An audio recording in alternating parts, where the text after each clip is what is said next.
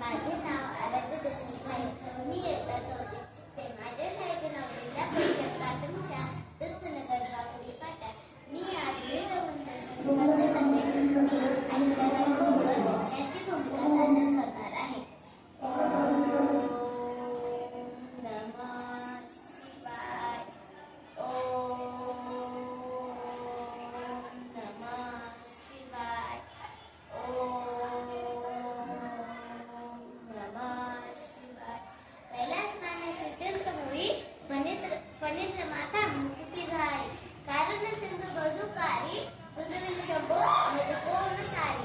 सुभेदार मल्हाररावांनी दिला मला विश्वासाचा धगा, पण त्यात गुंफले मी कर्तव्य आणि पराक्रमाचा त्राग.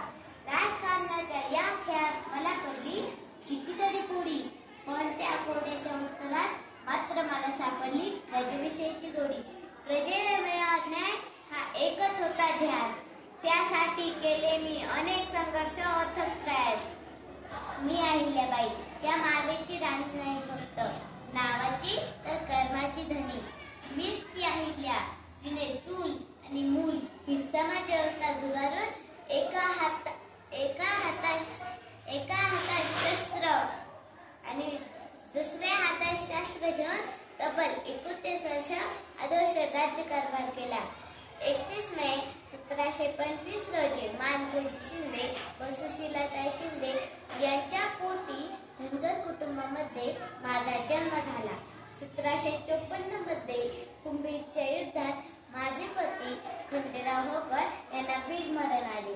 त्या काळी पती मेल्यानंतर बायकोने सती जाण्याची प्रथा होती, पण माझे सासरे मल्हारराव होळकर यांच्या सांगण्यावरून ती प्रथा मी झुगारली आणि त्यांच्या सांगण्यावरून मावेचा राज्यकारभार मी माझ्या हातात घेतला. राज्यकारभार चालवत असताना मल्हारराव होळकर हे माझ्या पाठीशी खंबीरपणे उभे राहिले. राज्यकारभार हाती घेतल्यानंतर जर सर्वात जास्त संकट कोणत्या राज्यकर्त्यावर आले असते तर ती मी आहे. राज्यकारभार हाती घेतल्यानंतर राघोबा पेशवे 50,000ची फौज माझ्या राज्यावर चालून आला होता, परंतु दूरदृष्टी ठेवून मी माझ्या राज्यातील महिलांना तलवार चालवणे व युद्ध करायला शिकवले होते.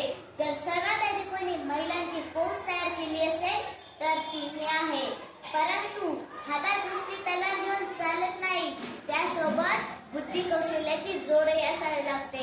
म्हणूनच मी राघोबा पेशव्यांना पत्र धाडलं की मी एकटी आहे, आपला आहे असं समजू नका.